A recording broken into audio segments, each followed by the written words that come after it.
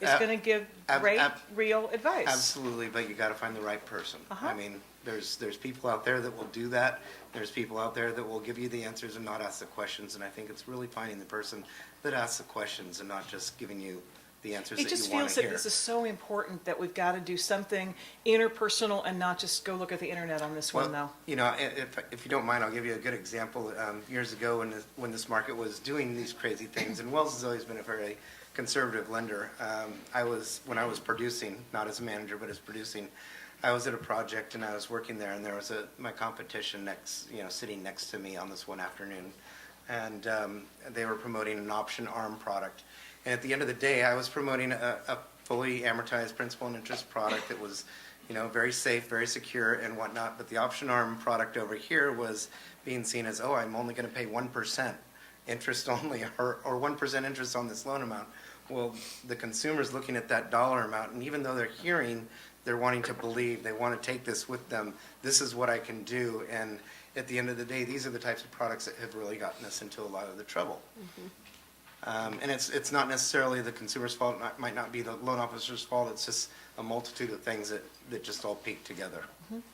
Now, panelists, to prepare you, before we end tonight, I want to ask each of you guys to provide us with one solid piece of advice that we haven't covered yet. But I'm not going to hit you up with that right this second. You can think about it, because I'm dying to know what you guys want to know.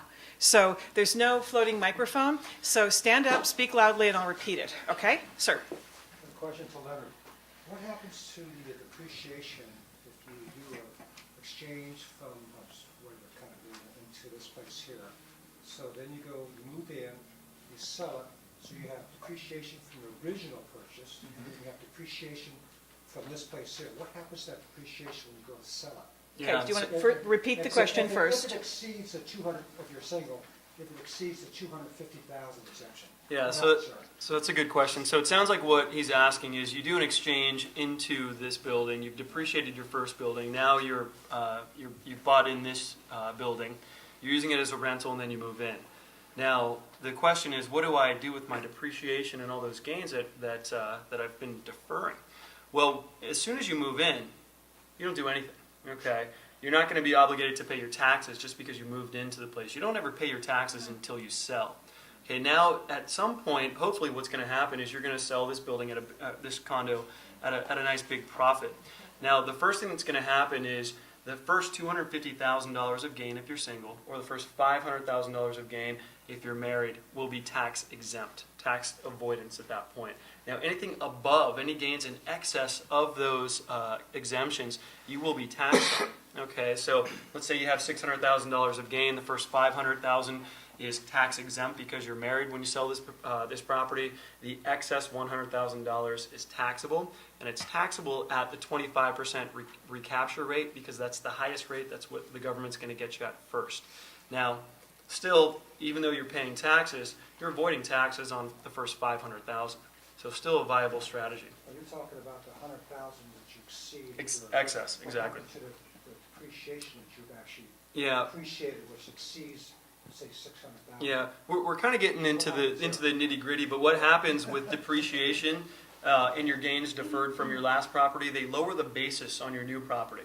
So if I buy a $500,000 condo in this unit or in this building, what's going to happen is if I do it via the 1031 exchange, all my gains and my depreciation from my last property will offset my basis in this new property that I'm buying. So my basis, instead of being $500,000, may be a lot lower.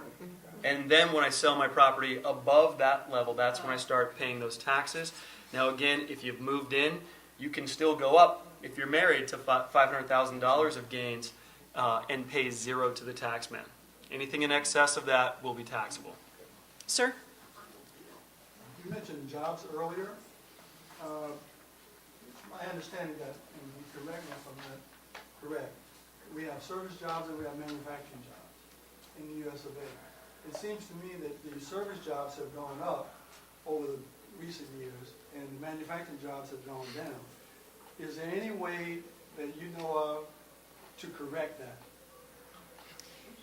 Well, I can just throw out that I think we're going to see new jobs being created in areas that we haven't seen before, like green technology and biotech. I've watched Silicon Valley for, many, many decades, and I've seen it reinvent itself. And so I think we're going to see a shift in the job distribution, but a lot of it's going to be headed towards, green technology and biotech. Sir? I have a question. It's regarding the 1031 exchange. Over my life, I've accumulated a number of properties scattered from San Diego to San Francisco to Charleston, South Carolina. My retirement strategy is to buy a large multifamily unit and live in the unit. Right. So can you do a 1031 exchange on a lot of properties? And also, if you sell the property that you're currently living in, is there any way to carry your tax base where you don't get clobbered because you now have a building that's worth $2.5 billion in your property taxes before, because of Prop 13 were only $250,000 or $300,000? Yeah, that's a good question. So the first part of the question is, can I exchange multiple properties into one large asset? And the answer is absolutely. Timing can be an issue in that regard. I have a client selling 3 condos in San Francisco right now. He's going to trade into 1 apartment building. Now the problem is all 3 of those condos might not sell at the same time, but he needs all the cash from those condos to buy the apartment building. So there can be a timing issue. Of course, the way you fix that is you just keep lowering your price. But you absolutely can exchange into out of several properties into one, so you're aggregating all your wealth into one very large apartment building. Now, you're not going to be able to take your property tax basis with you on that. So you're going from a primary to an investment property that you maybe want to live in. You're not going to be able to take your property tax basis with you on Even that. the unit that, say, for example, you bought a fourplex and you sold 3 units, and you're in the same county, can you carry if you're over 55, you can carry your tax base for your personal residence. Right. Can you carry 25% of it? You may be able to carry the 20 on just on the 25%, Right. but on the other 3 units, you're not going to be able to. Okay. Yeah. Sir? It was mentioned that. there. So, in my mind, that's not possible, because we wouldn't be funding transactions here unless we could get guaranteed replacement on the insurance policy. Yeah, the insurance replacement value is based on what it would cost the building to be replaced, regardless of what condos are selling for. Sir? Banks are very tight-lipped on the ghost or phantom inventory. It's very difficult to get anything from them on what's going to happen with the increased foreclosures that are coming, in the pipeline, because many of the banks have been withholding their foreclosure because they get incentives from the Fed to do so. What is the inventory, the ghost inventory? Sure. How big is it? The inventory is very big, and yes, they are holding it, and I think they will continue to do that. I think there's a couple of reasons. One is there's also a situation where they allow people to live in these units sometimes for 18 months before they even start a default, because when they do not take it as a foreclosure, it's still an asset on the books.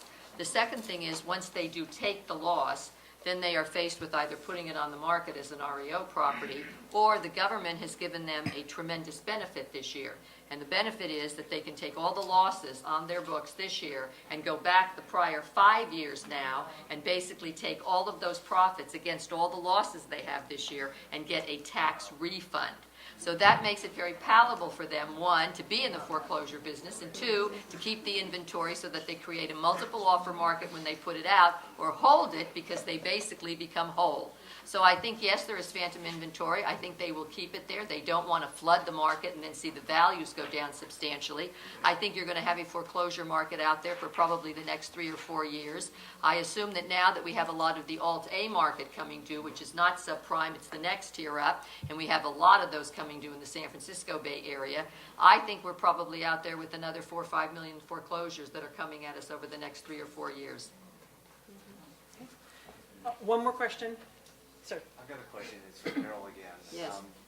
The consensus appears to be that interest rates will be rising, Yes, and we've talked about 0.5%, maybe 1% in the year, Yes. the upcoming year. If it exceeds that and goes towards 7-8% or toward a higher percentage rate, where do you see in your experience where